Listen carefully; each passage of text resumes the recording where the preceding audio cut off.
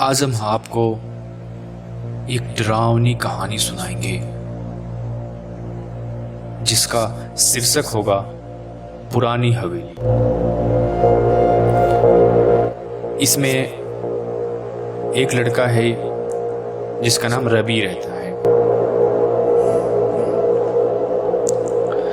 गांव के बाहर एक सुनसान जगह पर एक पुरानी हवेली थी। कहते थे कि वहां कोई नहीं रहता, लेकिन रात के समय वहां से अजीब अजीब आवाजें आती थी।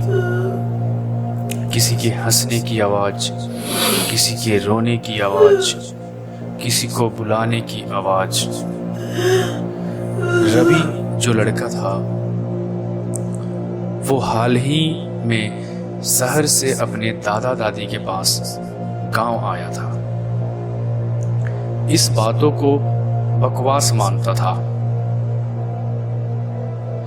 उसे लगा कि ये सब बस गांव वालों की कहानियां हैं। एक दिन अपने दोस्तों को रवि चैलेंज देते हुए बोला, मैं आज रात उस हवेली में जाकर दिखाऊंगा।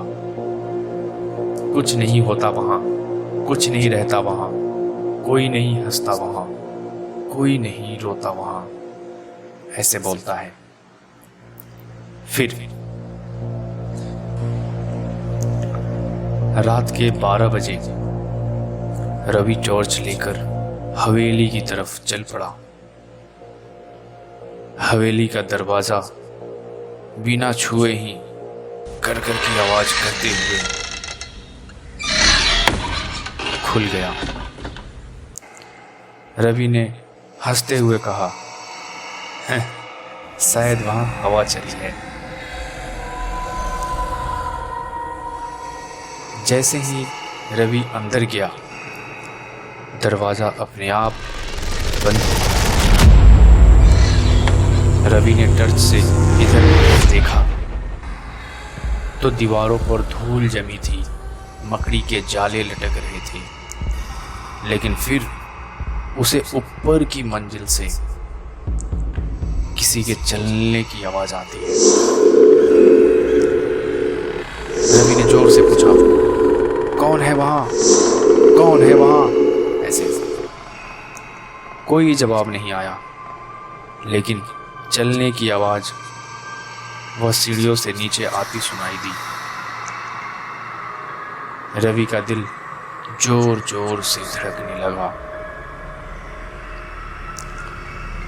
उसने दरवाजा खोलने की कोशिश की, लेकिन दरवाजा ऐसे बंद हो गया था कि जैसे कि बाहर से कोई खींच के रखा हो, कोई बंद कर रखा हो।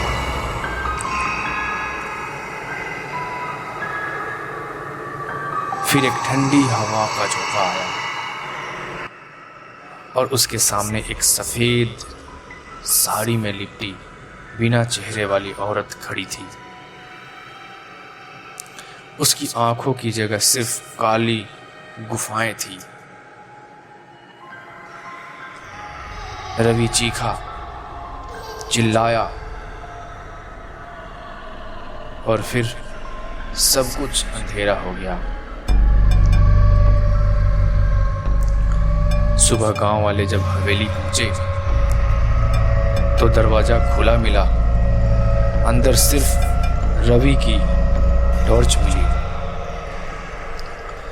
लेकिन रवि का कोई नामो निशान नहीं था। कहते हैं आज भी कभी कभी रात में हवेली से कोई चीखता है, चिल्लाता है। शायद वो रवि ही है।